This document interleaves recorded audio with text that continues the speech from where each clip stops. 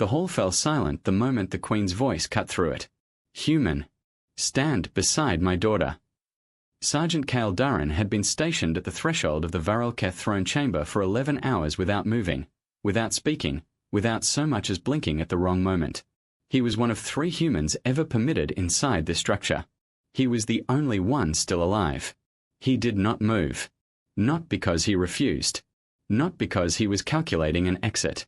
He froze because the Queen's daughter, Princess Sarel, was standing 10 feet away with a blade pressed flat against her own palm, blood already pooling in the grooves of her silver skin, and she was smiling at him like she had been waiting for this exact moment her entire life.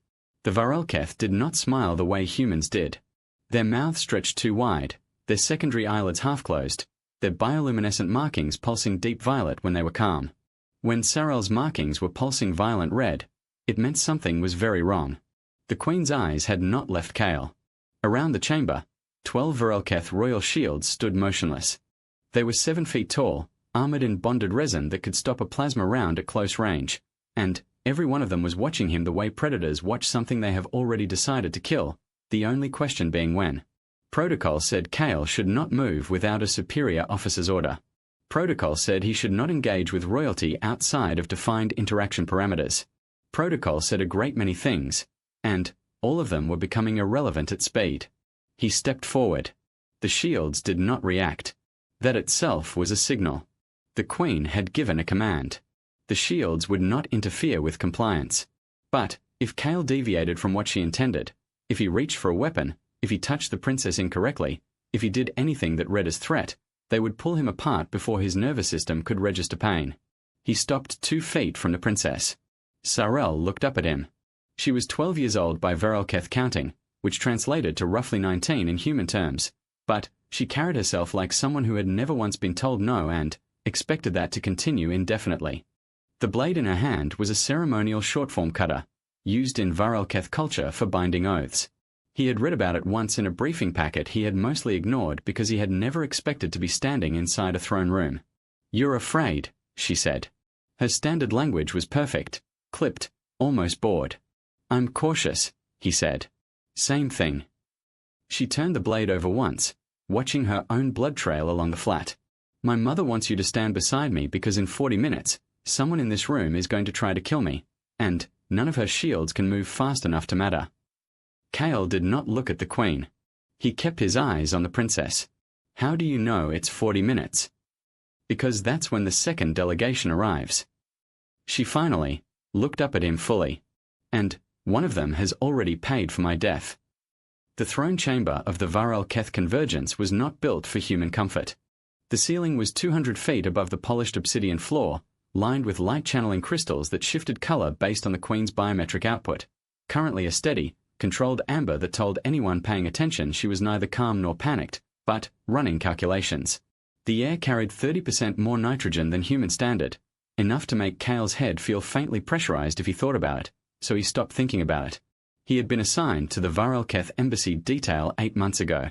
Before that, he had spent 4 years in orbital security, 2 years in deep station law enforcement, and 1 memorable year doing something classified that had left him with a scar across his left collarbone and an aversion to confined spaces he was managing poorly right now. His commanding officer had described the assignment as ceremonial. Show up. Look professional. Don't embarrass the species. The briefing had not included this. "Why me?" he asked quietly. Sarel's gaze moved past him briefly, toward her mother, then back. "Because you stopped moving when I showed you the blade, but you didn't reach for a weapon. You calculated." A pause. "My shields don't calculate. They react. Whoever is coming will be counting on that." The Queen spoke again from her throne, still in the same tone she might use to discuss weather patterns. "You will stand beside my daughter, Sergeant. You will observe everything. You will trust nothing. And you will do what you do best." Cale finally turned and looked at her directly, a breach of low-level protocol, but she had already broken every protocol that mattered tonight. "What do I do best?" he asked. The Queen's markings shifted once. Deep gold, then back to amber. "Survive," she said. 39 minutes. The doors at the far end of the chamber had not opened yet. The 12 shields had not moved. The princess was wrapping her cut palm in a strip of white cloth she had produced from somewhere in her formal robes, methodical, unbothered, like this was simply another evening. Cale exhaled once, slow, and took his position beside her. The second delegation arrived in 37 minutes, not 40. 2 minutes early. That meant they were confident, or they were nervous, or someone had told them to move fast. None of those options were good. There were 9 of them, 6 Varel Keth from the Northern Territorial Coalition, 2 humans in diplomatic attire, and 1 creature Cale could not immediately classify. It was roughly humanoid, slightly too tall, wearing a full-coverage environmental suit with a sealed faceplate. Its movements were controlled to a degree that felt practiced, like someone performing stillness rather than experiencing it. Cale filed that away. The delegation crossed the obsidian floor with measured steps. Their lead diplomat, a Varel Keth elder with pale silver markings and a ceremonial sash that indicated ranking seniority, stopped at the designated approach line and offered the traditional gesture of open palms. The Queen acknowledged it with the minimum required response. Cale watched the unclassified figure. It had stopped slightly behind and to the left of the lead diplomat, which was correct positioning for a subordinate.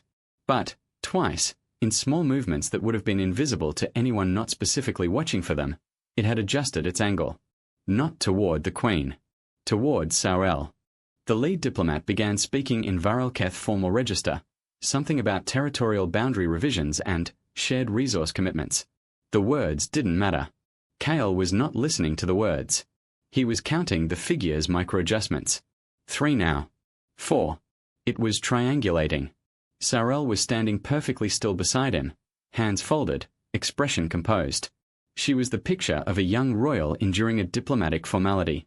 But her left foot had shifted slightly backward, redistributing weight, and her eyes, though aimed at the delegation, had gone subtly unfocused in the way that meant she was listening to something else entirely. She already knew. One of the 2 humans in diplomatic attire was speaking now, adding some point about trade route licensing. The other one had not said anything, had not moved, and had kept his gaze fixed on a point just above the Queen's head. That was the practiced gaze of someone who had been told exactly where to look so they wouldn't accidentally look somewhere they shouldn't. Cale identified him as the one who had made the payment. He didn't reach for his sidearm. He didn't shift position. He breathed at the same rhythm as before and did nothing that could be read as preparation, because the moment he telegraphed readiness, the unclassified figure would accelerate, and acceleration was the one thing he couldn't afford. The lead diplomat finished speaking. A pause opened for the Queen's response. The unclassified figure moved. It was fast, genuinely fast, not theatrical fast, the kind of speed that came from engineered physiology or significant chemical augmentation. It covered 6 feet before the nearest shield had registered the motion. It had something in its right hand, small, dense, already activated. Cale could tell by the faint harmonic distortion in the air around it, the specific frequency of a shape charge initiator preparing to release. He had seen that frequency twice before. Once in a deposition, once in a destroyed corridor. He stepped in front of Saurel. He didn't think about it. His body made the decision while his mind was still catching up. He dropped his shoulder, took the figure's leading arm across his collarbone, hard, the impact rattling his back teeth, and drove his weight downward and, to the left, using the figure's momentum against itself, redirecting rather than absorbing, because absorbing would have broken him and he needed to still be standing. They hit the obsidian floor together. The device skidded across the floor toward the center of the chamber. Everything happened at once then. The shields closed. The delegation scattered, some toward the doors, some just sideways, which told Cale a great deal about who had known and who hadn't. The silent human diplomat was already against the far wall with a shield's arm across his throat before he had finished taking his first step. The lead Varel Keth diplomat had not moved. He stood at the approach line with his hand still open, which was either perfect composure or perfect guilt, and Cale would let someone else determine which. The unclassified figure was strong. It wrenched against Cale's grip with something past human strength, and Cale felt his left arm torque wrong, a bright line of pain shooting up to his shoulder. He didn't let go. He drove his knee into the back of the figure's leg joint, felt something give, and the figure dropped to one side with a sound that wasn't quite a cry, more like a mechanical release of pressure. A shield's hand came down on the back of the figure's sealed suit and that was the end of that. Cale pushed himself upright. His left arm was not cooperating. He held it against his side and turned around. Sarel was standing exactly where he had left her. Her expression had not changed. Her hands were still folded. But her markings, which had been a controlled pale blue all evening, were now a deep, steady green. He had read enough Varalketh biometric documentation to know what that meant. Relief. The Queen descended from her throne. She did not rush. She walked at the same measured pace she would have used to close a trade agreement or dismiss a foreign dignitary. When she reached Kale, she stopped and looked at him with the full weight of whatever a Varalketh queen carried behind her eyes. She said nothing for a long moment. "Your arm," she said finally. "It'll hold," he said. It would not hold. His arm was either severely sprained or partially dislocated, and he could feel the whole side of it beginning to go hot and numb, which was not a good sign. "It will not hold," she said, in the exact same tone she had told him to survive. "No," he agreed. She turned to the nearest shield and spoke 3 words in formal register. The shield moved immediately toward Kale, and it was not the movement of someone who intended harm. It was the deliberate, careful movement of someone who had been given explicit instructions to treat something as fragile and valuable. Kale let them take his weight. They put his arm right in a medical bay that smelled like copper and something faintly herbal, with walls that shifted color the way the throne chamber had, but in smaller, quieter pulses. A Varalketh physician who had clearly worked with humans before moved efficiently and said very little, which Kale appreciated. Sarel sat in the corner of the room, watching. She had followed him from the throne chamber without asking permission, and no one had told her not to. That itself was information. "You stepped in front of me," she said, after a while. "Yes." "You weren't ordered to. The directive was to observe." "I know." She was quiet for a moment. "Why?" He thought about it. Not the diplomatic version of the answer. Not the version that would satisfy an incident report. The real one. "Because you told me something true," he said. "In 40 minutes someone was going to try to kill you. And you told me that like you were reading a weather forecast. And I thought, someone who's been told that enough times that it doesn't scare her anymore shouldn't have to stand there alone while it happens." Sarel looked at him for a long time. Her markings cycled once, red, then gold, then green again. "That is not a tactical reason," she said. "No." She looked away, toward the wall, where the light was doing something slow and amber. "My mother chose you before they arrived. She told me she had identified you 3 weeks ago, based on behavioral pattern analysis." A pause. "She said your survival rate in unplanned scenarios was the highest of any entity in the embassy compound." Another pause.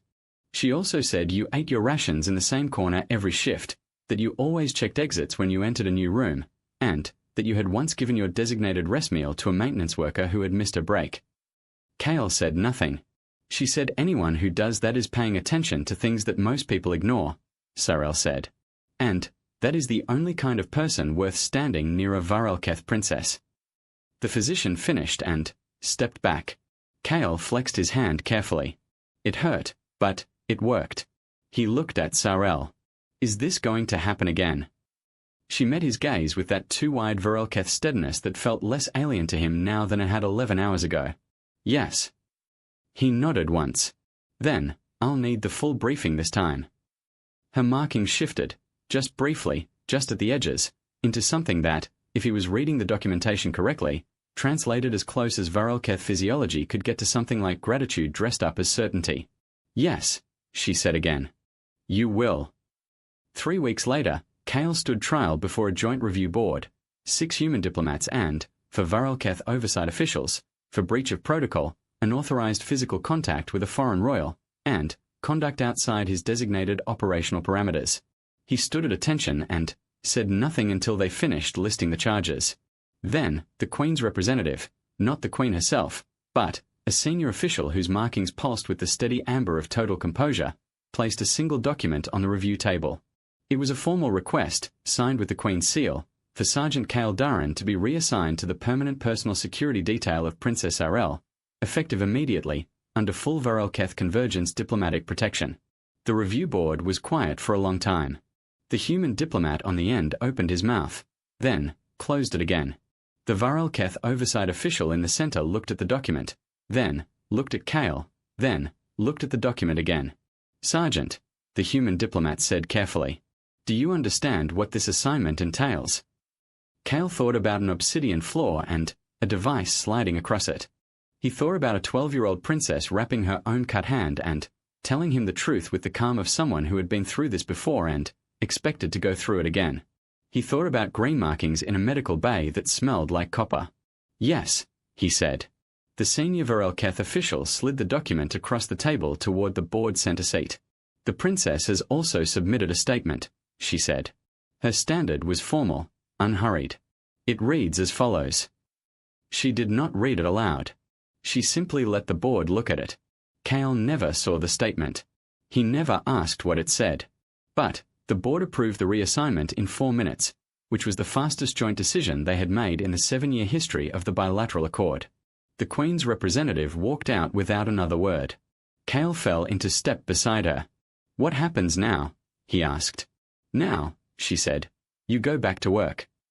He followed her through the corridor, out of the review chamber, into a long hall that ended in a door he recognized, the north entrance to the Varelketh embassy wing, the one he had used every shift for 8 months. On the other side of the door, he could hear movement. The soft, deliberate steps of someone who had been trained to walk like they were always being watched. He pushed the door open. Sarel stood in the corridor beyond, in full formal attire, marking steady green, hands folded, waiting with the particular patience of someone who had never doubted the outcome. "You're late," she said. He stepped through the door and let it close behind him. "I had paperwork." She turned and began walking, and he fell into position beside her, 1 step back, 1 to the right, exactly where protocol placed a protection detail.